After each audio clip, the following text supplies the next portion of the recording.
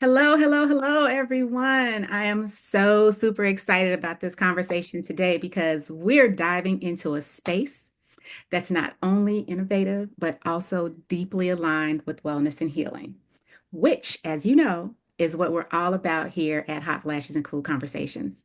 Joining me today is the brilliant Dr. Angelyn Anderson, who serves as Executive Vice President of Equity and Community Engagement at HT23 Growers, where she is also a minority owner.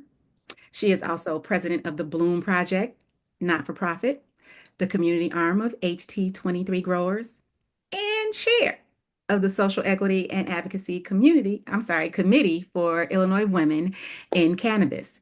Whew, it's a lot of stuff. It's a lot It of is. It is. It is. stuff. Dr. Anderson is a trailblazer and advocate for wellness and a passionate entrepreneur who's bringing education, empowerment, and elevated experiences to the communities that need it most. Dr. Anderson, welcome.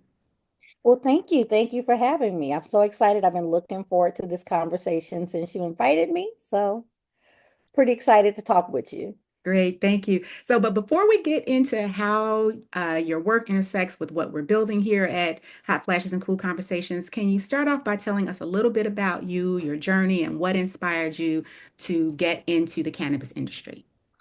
Well, what inspired me to get into the cannabis industry? That's like a loaded question almost, kind of. So, I wasn't even thinking about the industry at first, right? And then I'm an educator by vocation, and have been for a while now.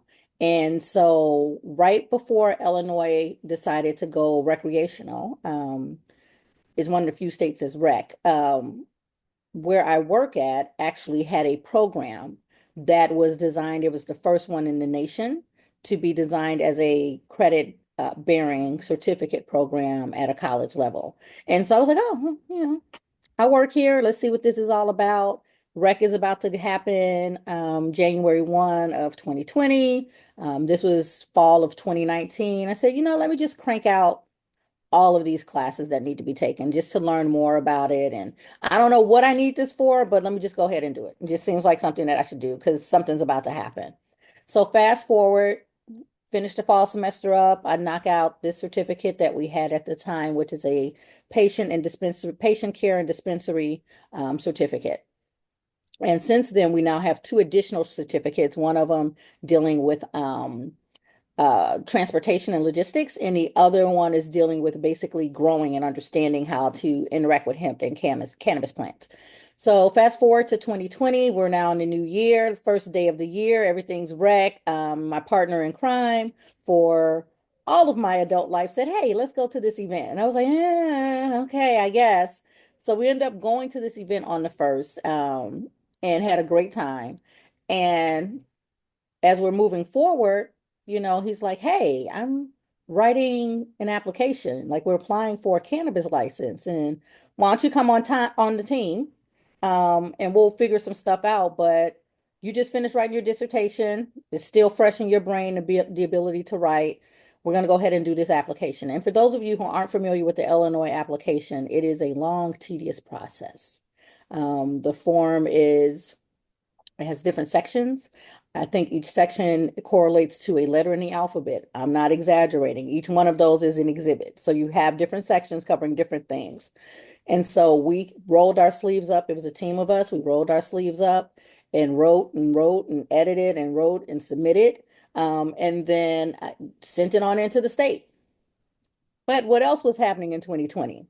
We were in the middle of a whole panini press. So that threw a monkey wrench into everything, right? So we submitted the app and we're sitting and we're waiting.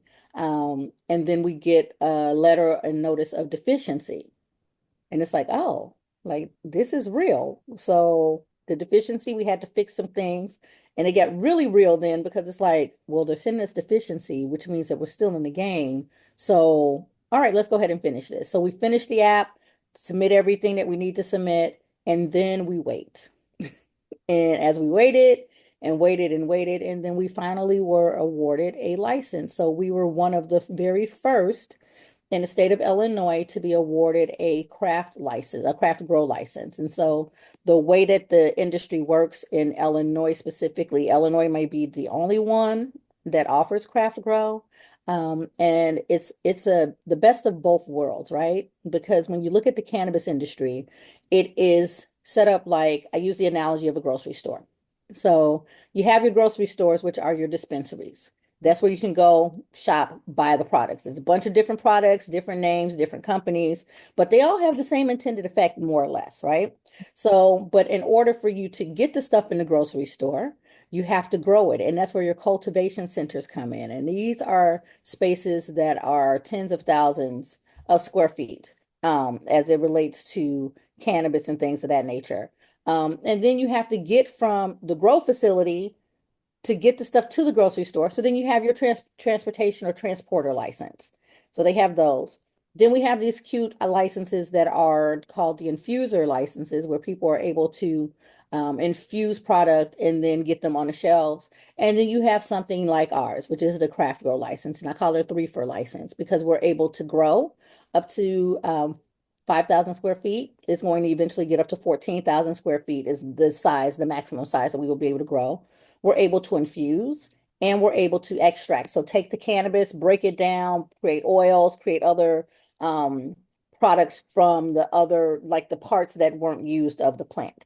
So that is how I got into the industry and became a minority. That was a long-winded version how I got into the industry. I originally thought about, hey, how do I do this and engage other Black folks? Because this industry has been built on our backs, right? You have a bunch of people who have suffered or been through felony charges, who are now convicted felons for transporting, for selling, all of those things for distribution, right? And so, how do I get people that look like me into this industry? And once I did my certificate, I said, I know what I can do. I'm going to create this consulting firm and I'm going to work with folks that look like me to go ahead and teach them how to get into the industry in a way that makes sense doing the ancillary services, because that's really where most people should be looking at. The reality of folks, they come in and they say, hey, I'm giving you a dispensary. Nah, you need like 3 to 5 of them to be profitable. And it costs a lot of money. Um, Oh, okay. Well, I'm gonna grow it. Yeah, you need a lot of money to do that too, right? Like with our facility, we were blessed to be able to purchase a 60,000 square foot facility in Chicago Heights. And it's going to take us about $10 million to revamp it and make it the way that it needs to be. And so I was like, that's not for the faint of heart. It's not something that every average person is going to be able to do. But how do I get people to engage in it? And so let's talk about those ancillary services. What is it that you do now? You do bookkeeping. Okay, great. What do you know about 280E? That's a tax law that impacts cannabis. All right, you're a marketing PR person. You do know cannabis companies need marketing and PR. They need HVAC system techs. They need people to come in and clean the facility. So all of the things that would normally be with any other industry that's not high profile like cannabis is something that's needed in cannabis. And so I said, that's the best entry point. People have their skill set, teach them how to parlay that into something that can be attached to the cannabis industry. Okay, that sounds amazing. So amazing. Especially how you tied all of that in. So, with that being said, some of Mhm. those pieces and how to align it with where Hot Flashes and Cool Conversations is, um, talk to me a little bit about one of the key things that you learned about menopause during that event as a educational vendor that you didn't know before you attended the event. Um, it's interesting because I think I had two hats on, right? I was there as an educational vendor, but I was also there as a woman, Hmm. right? And so for me, it was challenging to really delineate between the two.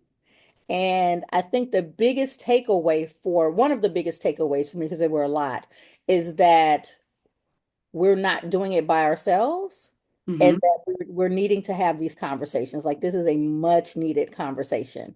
Because let's be honest, our mothers and grandmothers, for most of us, didn't talk about this. They barely talked about anything going on biologically with our bodies, right? Or if it was a conversation, it was very quick and dirty and to the basic things that we really need to know. And there was nothing else that was talked about. And so being a part of this event really caused me to kind of step back because I was on the peripheral. I didn't sit in with everyone else. I just kind of, stayed back a little bit. But it caused me to really say, this is a conversation that is so needed and it is so necessary. And we're not having it. And it is us not having it is extremely detrimental to our health. Agreed. Very much so. Very much so. The conversations definitely need to be had. With that in mind, how do you now view your company's brand Mm, and organization's role in supporting women's health and wellness, knowing what you know about cannabis mhm, and the things that you learned regarding menopause and things that you already knew about it? mhm. What does that look like for you now? For me, it was confirmation because before you even shared that this baby was being birthed, right? There were some things that, as we were doing research and development for our product line, I literally said we need to make products for women. Like there are certain products that need to occur, and we need to figure out how to do that. And so this was really confirmation for me that there is a market out there and there is a need out there because some women aren't talking about what those needs are. We had some very frank and very transparent discussions there. Not only just the physical toll that menopause takes on you or perimenopause takes on you, like the things that everybody is always talking about, the hot flashes, the mood swings, right? The weight gain. But there are other things that are happening. There are some psychological things that are happening, some emotional and mental things that are happening, some other biological things that are happening that, again, our family members weren't talking to us about intimacy and sexual awareness. That's all being impacted. So what I learned and experienced while being at the inaugural event is basically confirmation of this is an untapped market, right? And I know that sounds kind of weird where you're like, no, these are people's lives. They are. However, this is a spending area that people are not paying attention to. And now you have all these other people who have more money and have more notoriety talking about it. And I'm like, yeah, but she was talking about this well before you all decided to talk about it. But thanks, because now you're giving her some air up underneath her wings to kind of make this sail and fly. Well, I appreciate that so much. We really have been working pretty hard on this for a nice long time, of which you have a lot of knowledge about because Mhm. we've talked about it quite often. Um, with that in mind, how did the series create a safe space for you from an Mhm. education and or empathetic or empowerment perspective? How did it how did it make it easier or allow you to be more vulnerable in that space? Hmm. That space created, I think, an opportunity for some of those taboo barriers to come down for folks to talk about things. Like I'm not going to repeat the things that were talked about at our education station because but there was some raw and unfiltered like stuff.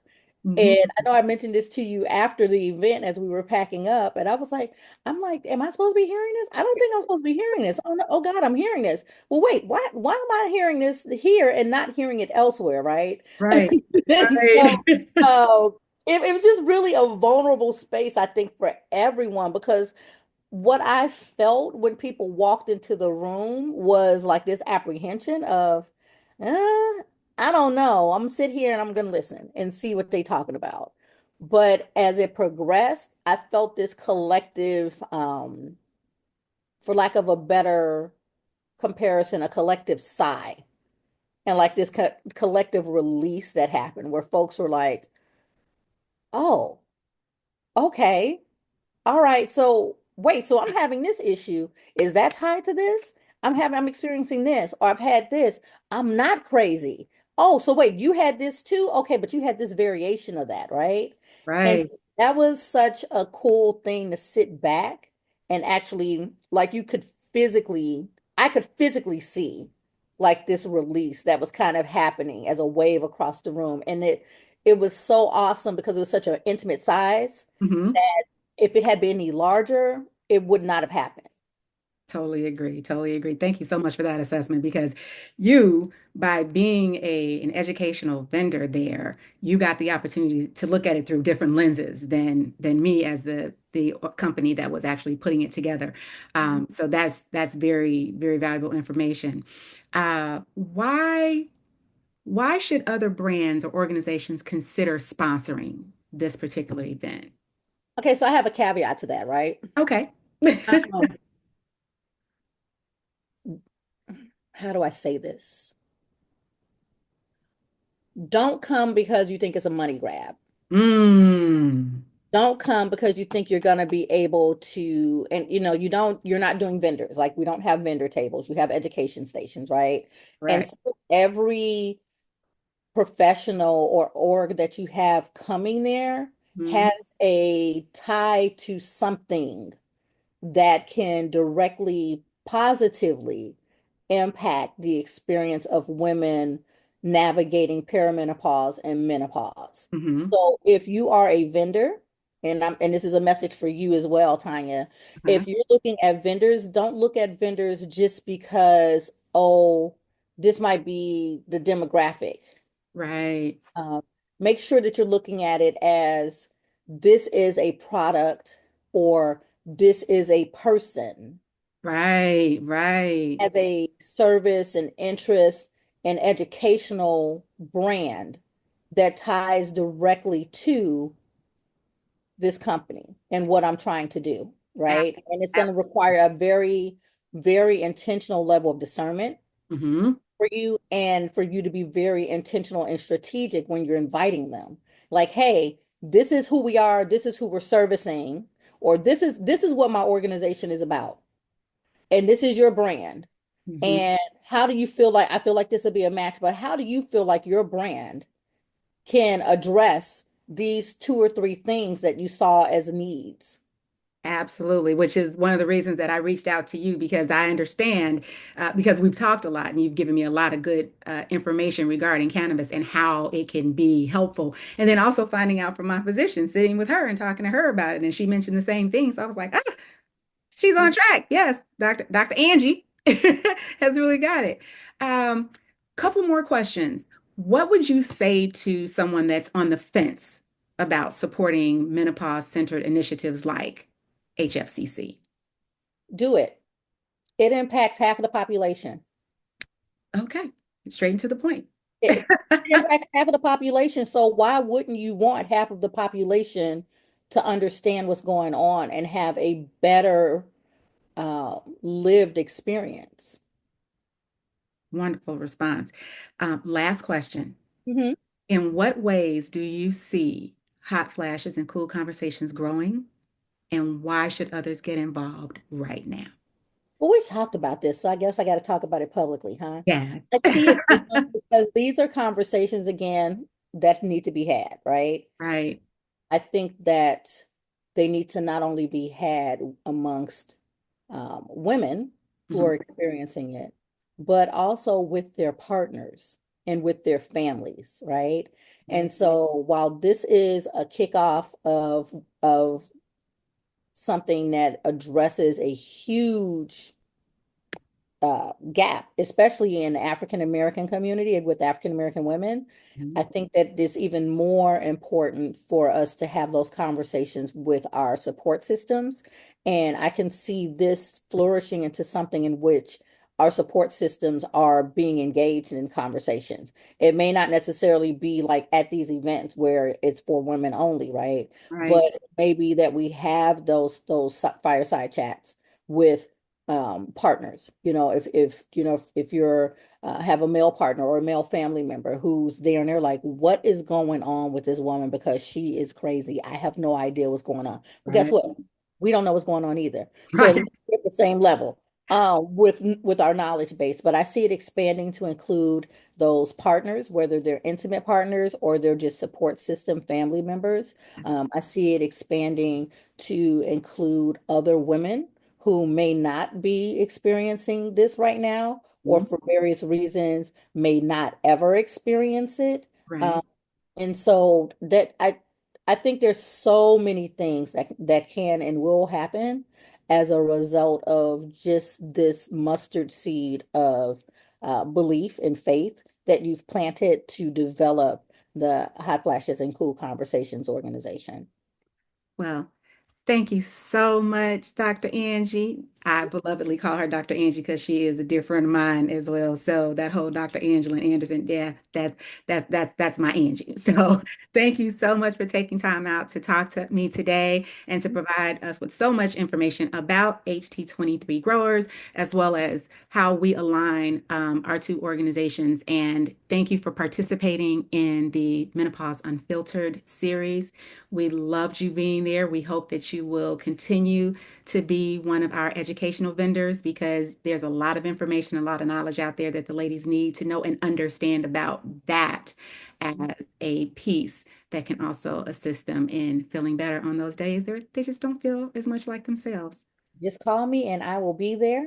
Thank you so much for giving us an opportunity, the HT23 Growers organization, as well as the Savour brand. I'm going to do a quick commercial for us. Like I said, we're one of the first 100% African American owned craft grow licensees in the state of Illinois. We do have a facility that we are building out in Chicago Heights because we wanted to be in a community that mirrored places and spaces of people that look like us and to provide them with opportunities they would not have.